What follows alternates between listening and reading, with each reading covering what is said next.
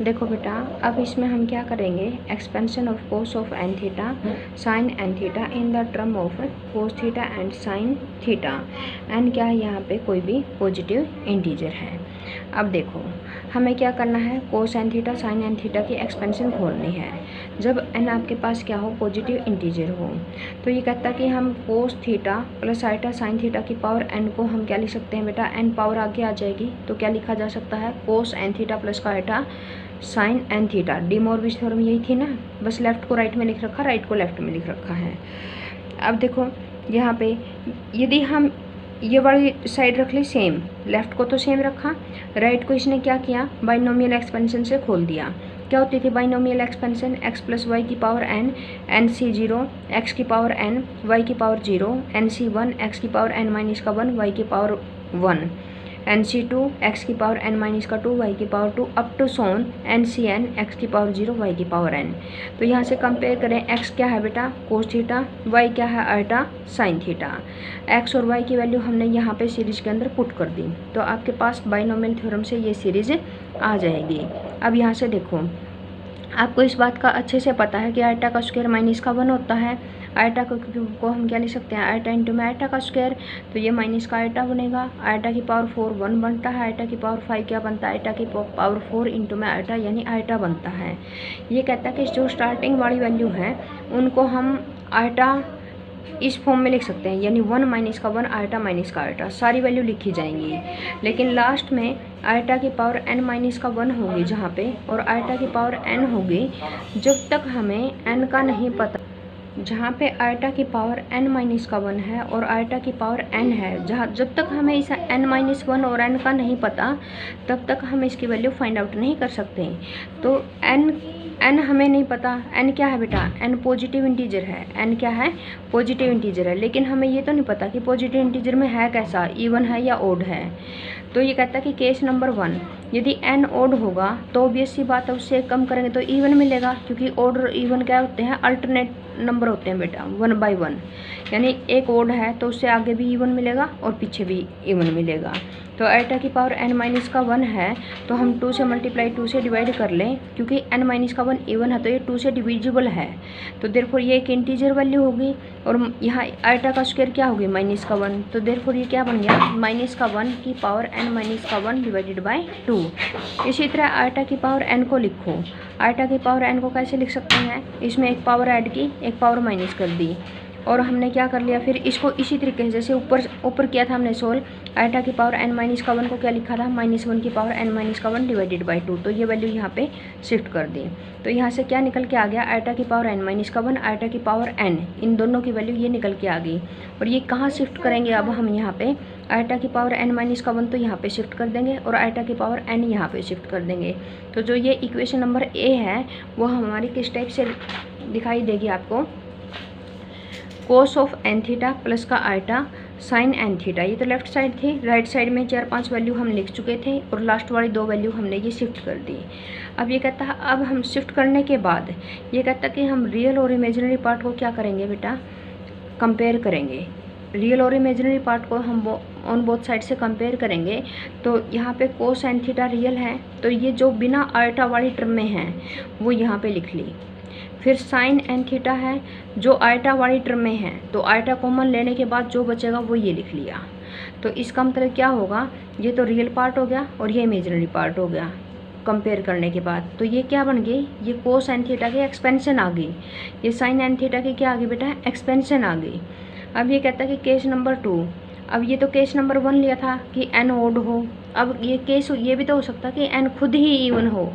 यदि n खुद even होगा तो n माइनस का 1 क्या बनेगा बेटा, ओड बनेगा, ऑब्वियस सी बात है। तो आइटा की पावर n माइनस का 1 है, यदि ये ओड है बेटा तो इसके एक आगे भी एक आगे और पीछे दोनों क्या होंगे, इवन होंगे। तो इससे एक कदम आगे चलना पड़ेगा या पीछे चलना पड़ेगा हमें।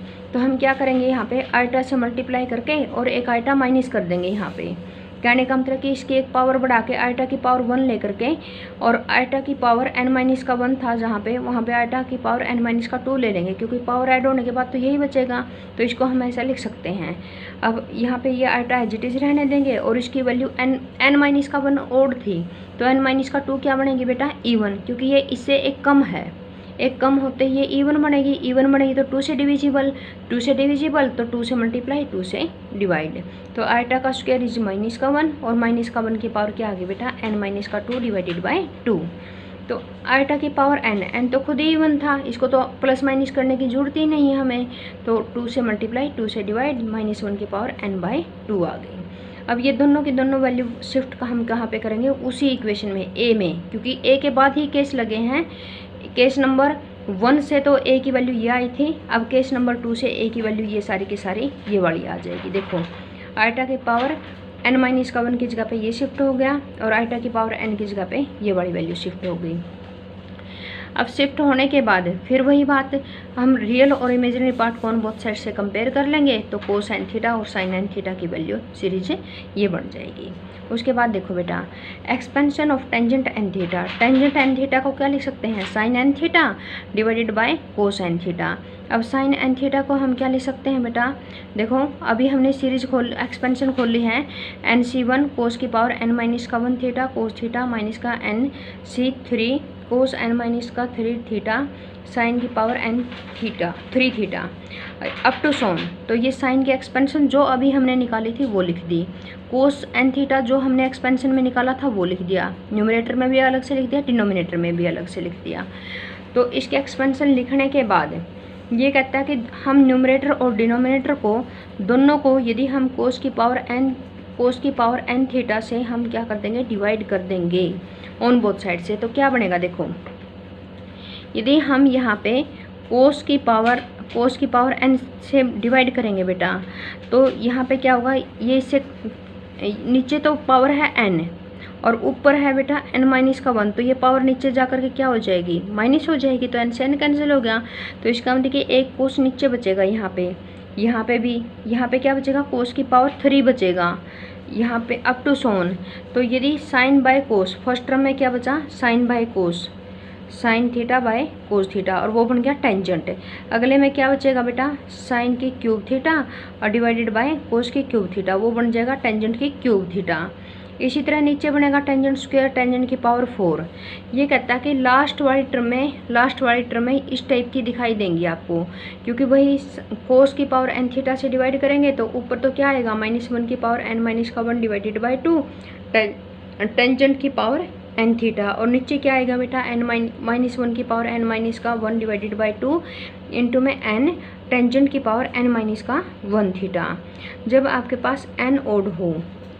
पास n ओड हो तब ऐसा दिखाई देगा। फिर ये कहता कि n अगर इवन हो तो इसकी लास्ट जो टर्म में है वो अलग अलग हैं। देखो ध्यान से, यदि आपके पास n ओड था तो उसकी लास्ट टर्म इस टाइप से आई थी, ये लास्ट टर्म। यदि आपके पास n क्या है बेटा इवन है तो उसकी लास्ट टर्म ये वाली आई है। देखो ध्यान से, ये वाली आई है, ये वाली लास्ट टर्म में आई है। अब ये यहाँ पे क्या है कि स्टार्टिंग से सीरीज सेम है दोनों की, n ओड है या इवन है, क्योंकि स्टार्टिंग वाली वैल्यू तो हम पहले ही निकाल चुके थे। सिर्फ फ़र्क किसके ऊपर पड़ेगा, ये लास्ट टर्मों के ऊपर फ़र्क पड़ेगा। तो ये लास्ट वाली टर्में अलग अलग हैं, इस कारण हमने यहाँ पे लास्ट में नहीं पुट किया, यहाँ पे लास्ट में हमने नहीं पुट किया। क्यों नहीं पुट किया, क्योंकि n ओड होगा तो अलग आएगी लास्ट की टर्म और n इवन होगा तो अलग आएगी। तो इस कारण हमें यहाँ पे अलग से केस मेंशन करना पड़ेगा कि अगर n ओड होगा तो लास्ट टर्म ये आएंगी, अगर n इवन है तो लास्ट टर्म में ये आएंगे। हमें अलग से मेंशन करना पड़ेगा लास्ट में, यहाँ पे लास्ट टर्म नहीं लिख सकते because it is depend on कि n इज इवन और ओड। समझ आ गया सभी को। उसके बाद हमें क्या बताना है, expansion of tangent θ1 plus θ2 plus θ3 up to so on θn। तो यहाँ से क्या कर लिया, हमें ये पता है कि कोस ऑफ θ1 प्लस का iota sine θ1 cos of θ2 plus का iota sine θ2 up to so on cos θn plus का आइटा साइन θn। तो हम ये क्या बना बेटा, ये बना सिस θ1, ये क्या बना सिस θ2, ये क्या बना सिस θn। यदि आपके पास सिस θ1 θ2 θn ये आपस में मल्टीप्लाई में है तो एंगल क्या हो जाएंगे ऐड, तो सिस θ1 प्लस θ2 प्लस θn यानी इस टाइप से हो जाएगा ये। उसके बाद कोस θ1 प्लस का आइटा साइन θ1, इसको हम क्या ले सकते हैं बेटा, कोस θ1 बाहर कॉमन ले लिया तो यहाँ पे तो 1 बचेगा और साइन के नीचे क्या चला जाएगा कोस, तो ये टेंजेंट में कन्वर्ट है। तो सिमिलरली ये सेकेंड फैक्टर भी इसी तरह ये nth फैक्टर भी। तो ये वाले जो फैक्टर हैं वो इस टाइप से दिखाई देंगे। यदि हम इक्वेशन नंबर फर्स्ट को हम फिर क्या लिख सकते हैं, देखो राइट हैंड साइड, जो ये राइट हैंड साइड थी वो तो ये लिख ली, राइट हैंड साइड तो यहाँ पे एज इट इज लिख ली। फिर क्या किया, जो लेफ्ट हैंड साइड थी, लेफ्ट हैंड साइड में क्या था बेटा, ये फैक्टर था, फिर ये था, फिर ये था, आपस में मल्टीप्लाई कर लो तो ये वाले आ जाएंगे। तो ये मल्टीप्लाई करेंगे तो cos थीटा 1 इंटू में cos थीटा 2 इंटू में cos थीटा n, तो cos theta 1 cos theta 2 cos theta n। तो ये क्या हो गया बेटा, cos theta 1 cos theta 2 cos theta n multiple में हो गए। और यहाँ पे ये क्या हो गया, 1 प्लस का आइटा टेंजेंट थीटा 1, 1 प्लस का आइटा टेंजेंट थीटा 2, 1 प्लस का आइटा टेंजेंट थीटा n, ये हो गया। उसके बाद यहाँ से क्या किया इसने, यहाँ से इन फैक्टरों को मल्टीप्लाई कर लिया, यहाँ से इन फैक्टरों को मल्टीप्लाई कर लिया। कैसे करेंगे बेटा, देखो मल्टीप्लाई मैं ये करके दिखाती हूँ, x प्लस का a x प्लस का b, तो क्या आएगा, x इंटू में x का स्क्वायर, a प्लस का b इंटू में क्या आ जाएगा x, और प्लस में क्या आ जाएगा a b मल्टीपल में। यानी यहाँ पे हम क्या बोलते हैं, यहाँ पे इसको सम ऑफ द रूट, और यहाँ पे क्या बोलते हैं, प्रोडक्ट ऑफ द रूट। देखो ध्यान से, ये वही चीज़ है, एक तरह से इसकी तरह तो ट्रीट कर रहे हैं। x की जगह पे बस यहाँ पे 1 1 है, ठीक है, ये a है, ये b है, ये अप टू सोन, ये nth फैक्टर है। तो ये 1 तो एज इट इज़, यहाँ पे x की जगह पे 1 पुट करोगे तो 1 ही तो आएगा। प्लस में आइटा, इनका मल्टीपल में आइटा देखो सभी के, तो आइटा इंटू में सम ऑफ द रूट, यानी टेंजेंट थीटा 1 प्लस का टेंजेंट थीटा 2 प्लस का टेंजेंट थीटा n, प्लस में आइटा का स्क्वायर। ये क्या बेटा, sum of the root taking single time at a time. ये क्या है, product of the root taking 2 time at a time. ये आपके अलजेब्रा में आया होगा और आपको अच्छे से पता होगा इसके बारे में कि 1 प्लस का iota sum of the root single time, sum of the root taking product 2 at a time, यानी पेयर में theta 1 theta 2 theta 2 theta 3 theta 3 theta 4 आएगा आगे। इसी तरह थर्ड आइटा की पावर 3 थर्ड टर्म में तीन इकट्ठे लेने हैं, थीटा 1 थीटा 2 थीटा 3, और इसी तरह नेक्स्ट 3, इसी तरह नेक्स्ट 3, और लास्ट में आएंगे nth taken at a time, यानी सारे के सारे प्रोडक्ट इकट्ठे आ जाएंगे लास्ट में। तो क्या कर लिया इसने, cos theta 1 cos theta 2 cos theta n, ये तो एज इट इज रखा। 1 प्लस का आइटा, इसको S1 लिख दिया, इसको S2 लिख दिया, इसको S3 लिख दिया। यदि S1 S2 S3 इसको लिख दिया तो ये इस टाइप से दिखाई देगा आपको। तो अब यहाँ पे क्या किया इसने, यहाँ पे आइटा कॉमन लेने के बाद यहाँ पे रियल पार्ट अलग कर लिया, इमेजिनरी पार्ट अलग कर लिया। अब क्या है, जहाँ पे इसने बता भी दिया कि S1 क्या था, S2 क्या था और S3 क्या था, मैंने यहाँ पे बता दिया कि ये S1 है, ये S2 है, ये S3 है, अप टू सोन। इस टाइप से ये कहता है कि रियल और इमेजिनरी पार्ट को ऑन बोथ साइड से यदि हम इक्वेट करेंगे तो cos theta 1 plus theta 2 plus theta n की वैल्यू ये आएगी, sine theta 1 plus theta 2 plus theta n की वैल्यू ये आएगी। अब ये कहता है यदि हम इन दोनों को डिवाइड कर देंगे तो टेंजेंट में कन्वर्ट लेफ्ट हैंड साइड दो, क्योंकि साइन बाई कोस इसमें, और दिस डिवाइडेड बाई दिस, तो ये तो आपस में हो जाएंगे कैंसिल। तो क्या बचेगा, S1 माइनस का S3, ये न्यूमरेटर में आएगा और ये डिनोमिनेटर में, S1 माइनस का S3 प्लस का S5 माइनस अप टू सोन, और 1 माइनस का S2 प्लस का S4 और माइनस अप टू सोन, जहाँ पे S1 S2 S3 S4 की वैल्यू आपको बतानी पड़ेगी।